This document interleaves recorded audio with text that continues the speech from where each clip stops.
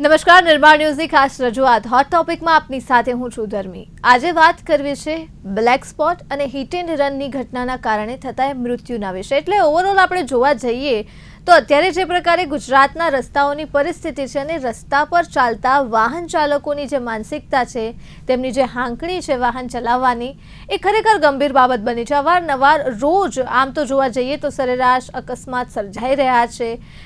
રસ્તે ચાલતા જે રાહદારીઓ હોય છે એમને પણ વાહન ચાલકો અડફેટે લેતા હોય છે। એટલે આપણને સવાલ થાય કે હવે રસ્તા પર નીકળીએ તો મોતનું વિચારીને નીકળવું કે કેમ, એ પ્રકારની અત્યારે પરિસ્થિતિ સર્જાઈ છે। અને બીજી તરફ તંત્રનો પણ એટલો જ દોષ છે જે અકસ્માત સર્જાઈ રહ્યા છે। તંત્રએ જે પ્રકારની વ્યવસ્થા કરી છે તેમાં, જે પ્રકારે નિયમોનું પાલન થઈ રહ્યું છે તેમાં પણ, અને સાથે આજે ખાસ વાત કરવી છે બ્લેક સ્પોટ વિશે। બ્લેક સ્પોટ શું હોય છે, કઈ રીતે હોય છે અને તેના કારણે જે અકસ્માત છે કયા પ્રકારે સર્જાય છે તેના ઉપર પણ વાત કરવી છે।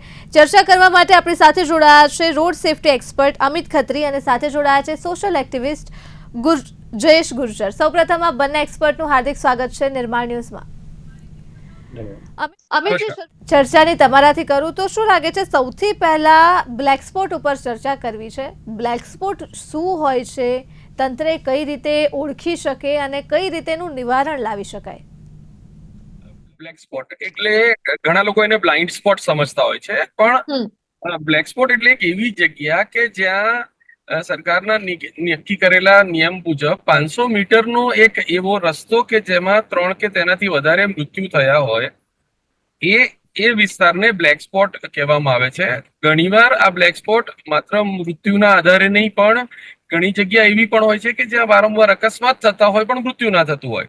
તો અમુક સંખ્યામાં જ્યારે અકસ્માતોની સંખ્યા પણ જ્યાં વધી જતી હોય એને બ્લેક સ્પોટ કહેવામાં આવે છે। એટલે આપણે ગુજરાતીમાં સાદી ભાષામાં કહી શકીએ કાળી ટીલી જે કહીએ છીએ ને, એ કે એક એવી જગ્યા છે જેને એક્સિડન્ટ પ્રોન ઝોન કહેવાય, કે જ્યાં અલગ અલગ કારણોથી વારઘડીએ અકસ્માત થતા હોય એવો 500 મીટરનો એક સ્ટ્રેચ। અને હવે જે કઈ રીતે આ બ્લેક સ્પોટને ઓળખી અને એનું નિવારણ લાવી શકાય?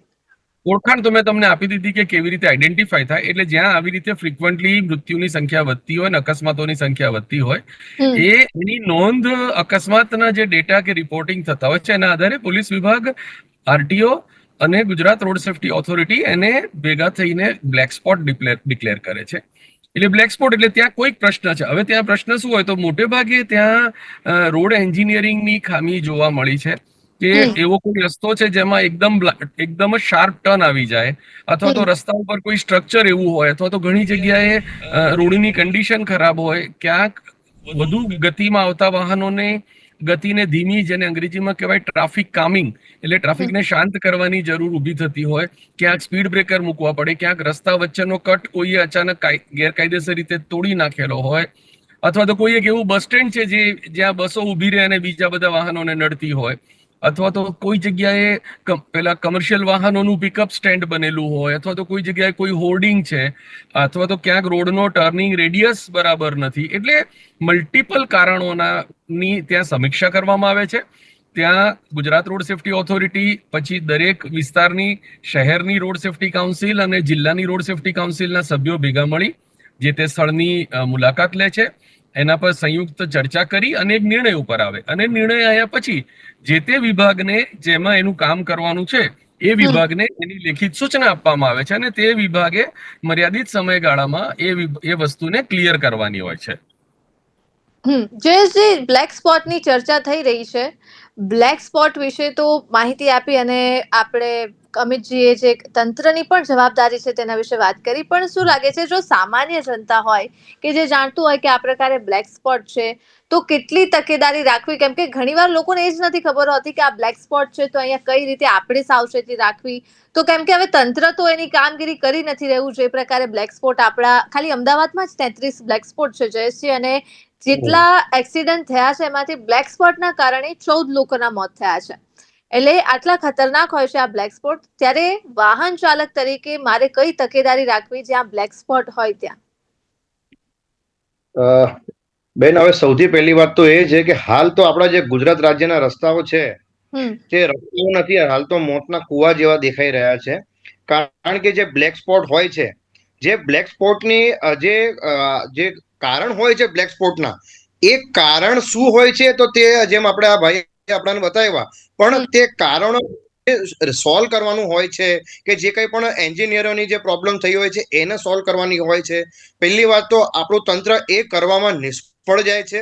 બીજી વસ્તુ એ કે પબ્લિકને હાલ પણ આ જે બ્લેક સ્પોટ કહેવાય છે તેના બાબતમાં હજી કોઈને પણ એટલું પૂરતું નોલેજ જ નથી કે બ્લેક સ્પોટ કોને, હલો, હોય કોણ હોય, શું હોય છે બ્લેક સ્પોટ, કોઈને એ વસ્તુનું નોલેજ પણ નથી હોતું. ઘણી જગ્યાએ કેવું હોય છે કે ભાઈ એ જગ્યા પર સ્ટ્રીટ લાઇટો વર્કિંગ ના કરતી હોય, ઝેબ્રા ક્રોસિંગ હોય કે કોઈ પણ પ્રકારની એન્જિનિયરોની ખામી હોય છે કે આપણા પાસેથી રોડ ટેક્સના પર ટેક્સ તો દુનિયાભરનું લેવામાં આવે છે, પણ એના અંદર જે બ્લેક સ્પોટ એટલે કે જેમ કીધું કે ભાઈ 500 મીટરનું જે કોઈ રસ્તો હોય છે જેના અંદર આ 3 થી વધારે અકસ્માત થયા હોય છે, પણ તે જગ્યા પર થાય છે જ્યારે એને આરટીઓ ડિક્લેર કરે છે કે ભાઈ જે કઈ બી રોડ ડિપાર્ટમેન્ટ હોય એને ડિક્લેર કરે છે કે આ બ્લેક છે, તો એને જે બ્લેક સ્પોટ તરીકે જે બની ગયું હોય છે તો તેને સોલ્વ કરવાનું કામગીરી જે હોય છે તે આપણા રોડ વિભાગની હોય છે કે જે કંઈ પણ તંત્રની હોય છે તે લોકો બરાબર કામગીરી કરતા નથી. એટલા માટે મેન તો મોતનું દર આપણું અહીંયાથી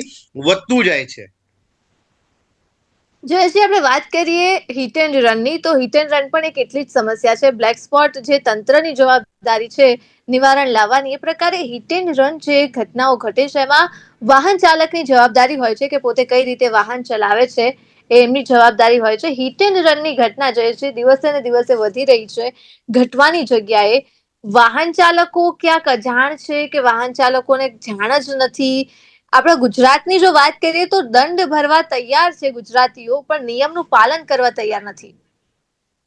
હવે બેન, એના અંદર સૌથી પ્રથમ વાત તો હું એ કહું કે જ્યાર સુધી અમે એક સોશિયલ એક્ટિવિસ્ટ તરીકે જ્યારે શહેરમાં કામ કરતા હોઈએ છીએ તો અમે જ્યાં સુધી જોયું છે કે યંગસ્ટર લોકો સૌથી વધારે હિટ એન્ડ રન કરતા હોય છે, કે જે લોકોની સૌથી પહેલી તો મા બાપની પહેલા તો ફરજ આવે છે કે તમે જ્યારે કોઈ આપણા દીકરા પાસે લાયસન્સ ન હોય કે જે એમને ગાડી અગર સરખી રીતે ન ચલાવતી આવડતી હોય, અને બીજી વસ્તુ કે એ આવી રીતના કોઈ પણ લીકર કે કોઈ નશાકારક પદાર્થનું સેવન કરતા હોય, ત્યારે એમને મા બાપની સૌથી પહેલી તો ફરજ બને છે. પણ સૌથી પહેલા તો આપણા જે કંઈ પણ મા બાપ હોય છે એ લોકો ઢીલ મૂકતા હોય છે.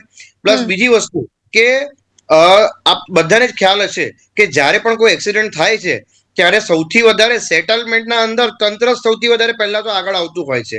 હાલ તમને હું એક વાત કરું, હમણાં તાજું ઉદાહરણ આપું કે આ 2-3 દિવસની જ વાત છે. અમારા સુરત શહેરના અંદર એક બહુ મોટા પત્રકારને એક નબીરાએ એક્સિડન્ટ કરીને કારથી એમને ઉડાવી દીધા હતા.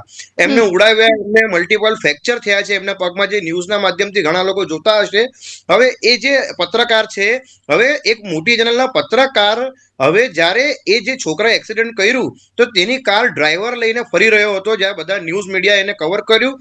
પ્લસ એને જે પોલીસ સ્ટેશનમાં કસ્ટડીમાં રાખવાનો હોય તો પોલીસ કર્મીઓએ તેને પોલીસ ચોકીમાં રાખેલો હતો. એના છોકરાની જગ્યાએ એમના ફાધર અંદર બેસેલા હતા અને છોકરો પાછળ ગાર્ડનમાં ટહેલતો દેખાતો હતો. એનું મતલબ છે કે આ જે કંઈ પણ પોલીસ તંત્ર છે, સૌથી પહેલા તો તે કોઈ પણ જગ્યા પર એક્સિડન્ટ થાય તો સૌથી પહેલા તો સેટલમેન્ટમાં એ જ આવતા હોય છે. બીજી વસ્તુ કે લોકોનામાં એક મેન્ટાલિટી બેસી ગઈ છે કે ભાઈ એક્સિડન્ટ થશે તો જોવાઈ જશે, આપણે કોઈને સામેવાળાને પૈસા આપીને સેટલમેન્ટ કરી દઈશું. અને ઘણા ખરા કેસોમાં એવું થતું પણ હોય છે કે જ્યાં મોસ્ટલી સમાધાન થઈ જતું હોય છે કેસોના અંદર.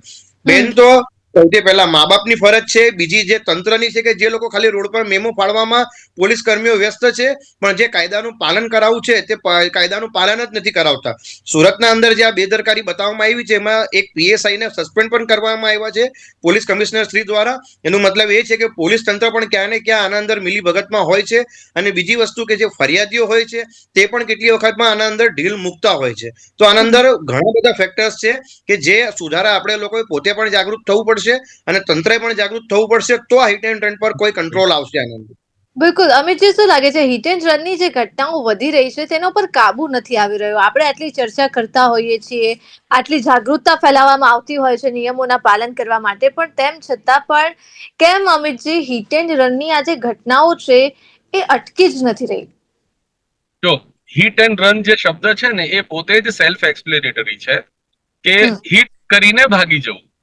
હવે આજે અકસ્માત જે છે એ કોઈ ડેલિબરેટ ઇન્ટેન્શન થી થતી પ્રક્રિયા નથી. તમે નક્કી કરો કે આજે હું પેલા ઝાડ સાથે મારું વાહન અથાડું તો એ લગભગ શક્ય નથી.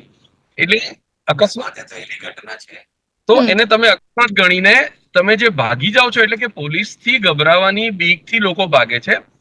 પહેલા તો એ વસ્તુ સમજી લેવાની છે કે દરેક હિટ એન્ડ અકસ્માતની ઘટનામાં તમને કોઈ જેલ થઈ જશે, તમને કરોડો રૂપિયાનો દંડ થઈ જશે, એવું નથી હોતું.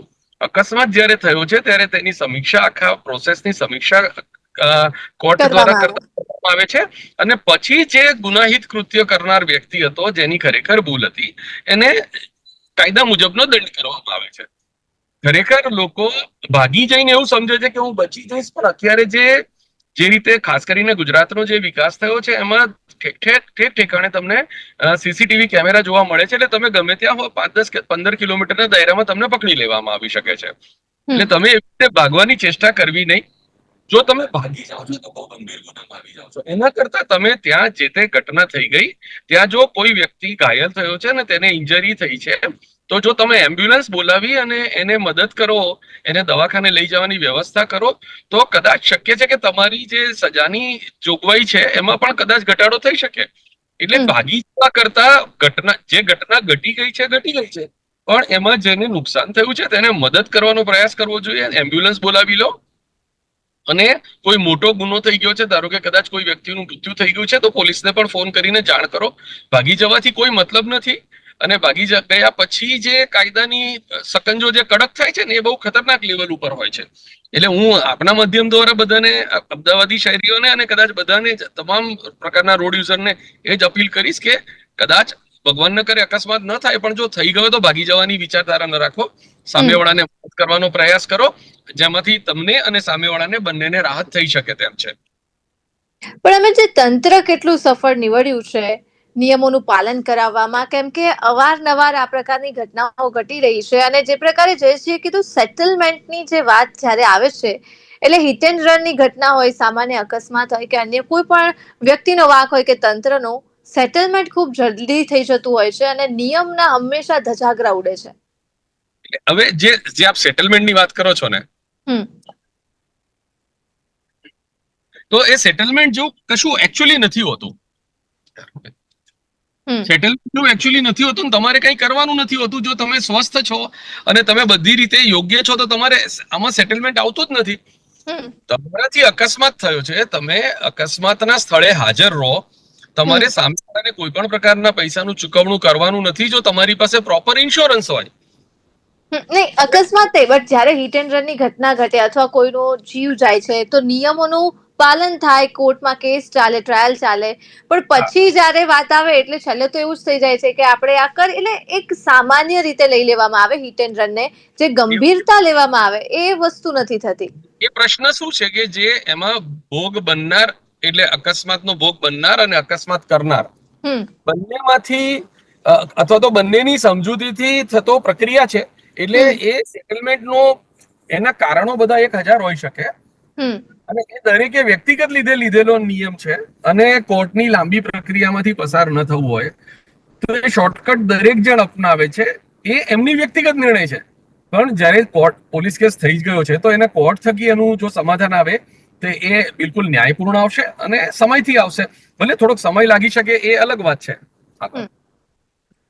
પણ જયેશજી, જે પ્રકારે નિયમોની જ્યારે વાત આવે, સેટલમેન્ટની વાત હોય કે અન્ય કોઈ પણ વાત હોય, પણ ક્યાંક એવું લાગી રહ્યું છે કે જે પ્રકારે તંત્રનો એટીટ્યુડ છે વાહન ચાલકોના પ્રત્યે, તેના કારણે આ બધી વસ્તુઓ સાવ સામાન્ય થતી જાય છે. પછી હિટ એન્ડ રન હોય કે અકસ્માત હોય કે કઈ પણ વસ્તુ હોય, લોકો જાણે છે કે છેલ્લે તો આપણી પાસે કંઈક સોલ્યુશન આવી જ જવાનું છે, એટલે ક્યાંક ઢીલાસ જોવા મળે છે વાહન ચાલકો પાસેથી પણ નિયમોનું પાલન કરવામાં.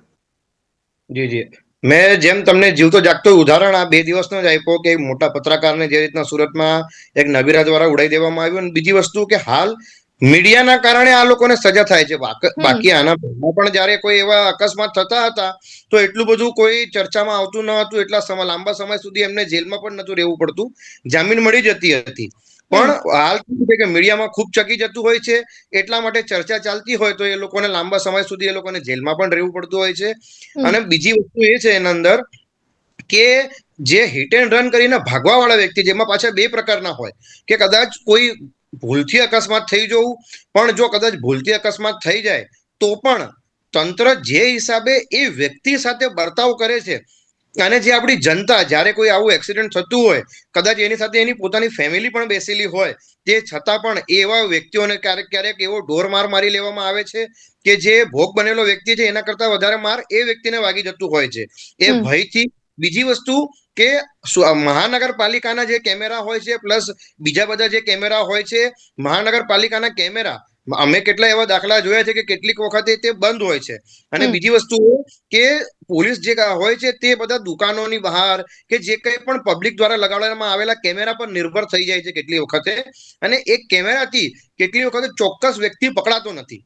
એટલે વ્યક્તિને તે પણ ખબર છે કે આપણી જે કંઈ પણ કેમેરાનું જે કંઈ પણ અત્યારે સેટઅપ છે આપણા ગુજરાતના અંદર, તે ક્યાંક ને ક્યાંક ભલે અત્યારે વધી રહ્યું છે પણ એના હિસાબે ક્યાંક ક્યાંક કમજોર પણ હોય છે. એના માટે તેમને એ પણ ખબર છે જો અમે ભાગી જઈશું તો અમે હાથમાં નહીં આવીશું. અને બીજું કે આ પબ્લિકનો ભય પણ તે લોકોને હોય છે. અને સાથે સાથે કે તંત્ર જ્યારે એ વ્યક્તિ જ્યારે અગર જો સામેથી હાજર થતા હોય કે તે વ્યક્તિને હોસ્પિટલ લઈ જાય તો તંત્ર દ્વારા બહુ બધું કહેવામાં આવે છે અગર જો તમે કોઈનું એક્સિડન્ટ થઈ જાય, અકસ્માત થઈ જાય, તમે તેમને હોસ્પિટલ લઈ જશો તો તમારો સાથે આ ફાયદો થશે, તે ફાયદો થશે. પણ જ્યારે એવા વ્યક્તિ આ કાર્ય કરે છે તો તંત્ર દ્વારા ક્યાંય ને ક્યાંય એમની સાથે કંઈ ને કંઈ તો ગેરવર્તન કરવામાં આવે છે, એમની સાથે અન્યાય કરવામાં આવે છે. એટલા માટે પણ ઘણા લોકો ભાગી જતા હોય છે. તો તે વસ્તુમાં પણ ખાસ સુધારો આવવો જોઈએ.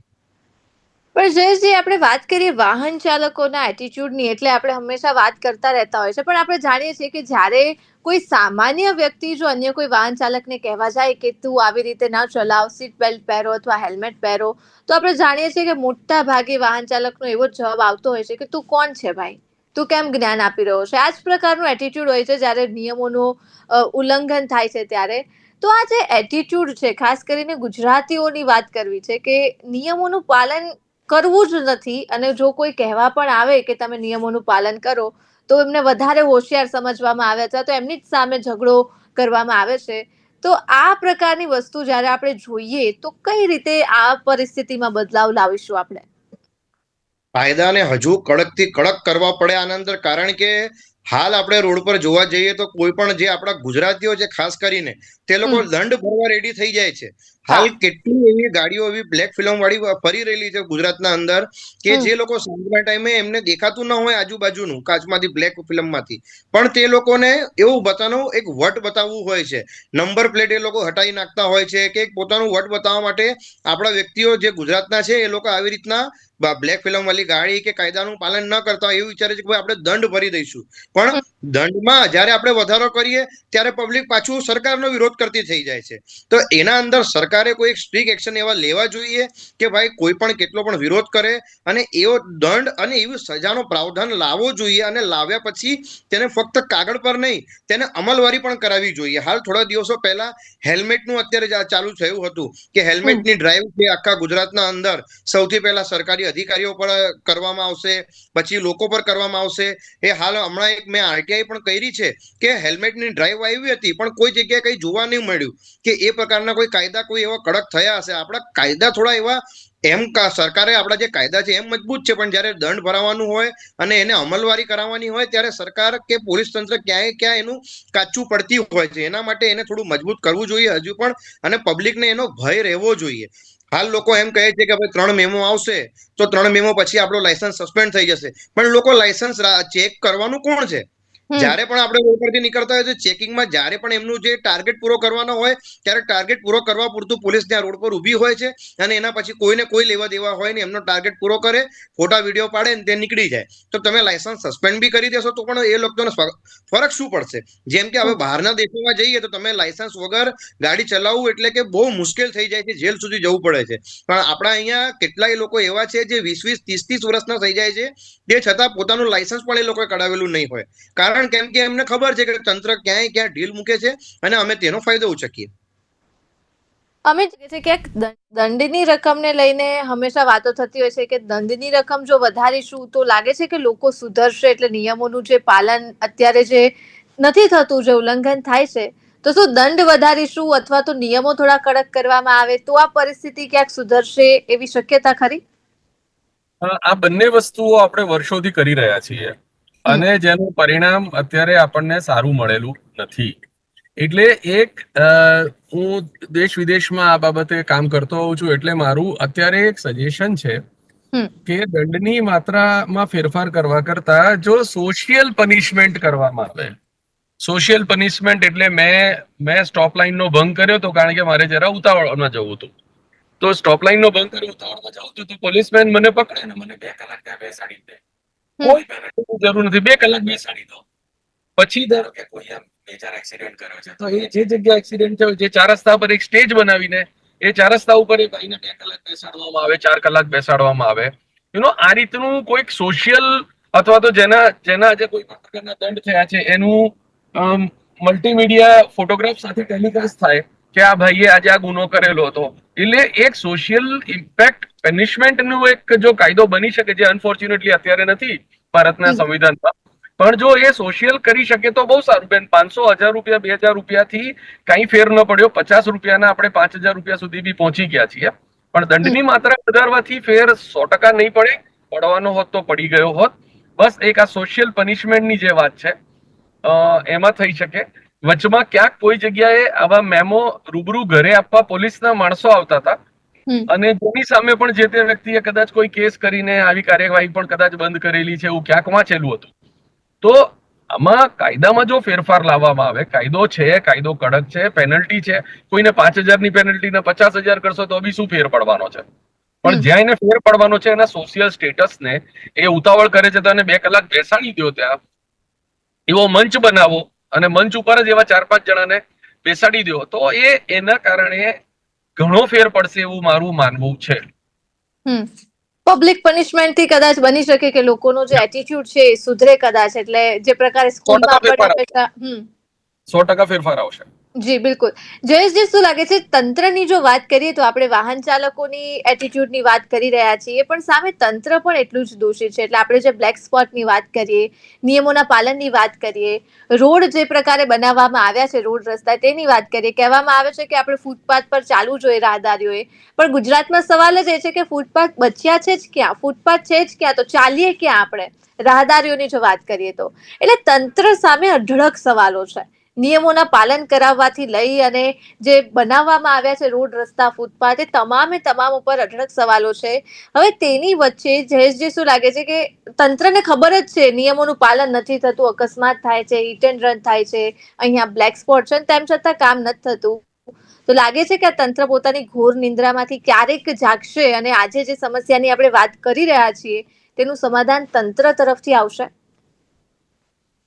ચોક્કસથી જો અગર સરકાર કોઈ કડકથી કડક પગલા લે, જેમ કે અગર બ્લેક સ્પોટના કારણે અગર જો કોઈ એક્સિડન્ટ થાય છે તો જેટલા પણ એક્સિડન્ટ થાય છે જેના અંદર એફઆઈઆર થાય છે, તે એફઆઈઆર ના અંદર જે તે આરટીઓ ઇન્સ્પેક્ટર, જે તે એન્જિનિયર કે જે તે જવાબદાર અધિકારીઓ કે જે કોઈ પણ વ્યક્તિ હોય તે બધાને આરોપી તરીકે અગર જો એફઆઈઆર માં નામ સામેલ કરવામાં આવે અને દરેક જે જવાબદાર છે એ લોકોને અંદર આપણે કેસ કરવામાં આવે તેમની સામે, તો ચોક્કસથી આગળ જઈને કોઈ ફરક પડી શકે છે. પણ આ વાતો ખાલી આપણે મીડિયામાં કરી શકીએ છીએ, આપણે ડિબેટોમાં કરી શકીએ છીએ, કાગળ પર આપણે અરજીઓ કરી શકીએ છીએ, પણ આ વસ્તુ ક્યારેય શક્ય આપણા દેશના અંદર થવાની નથી.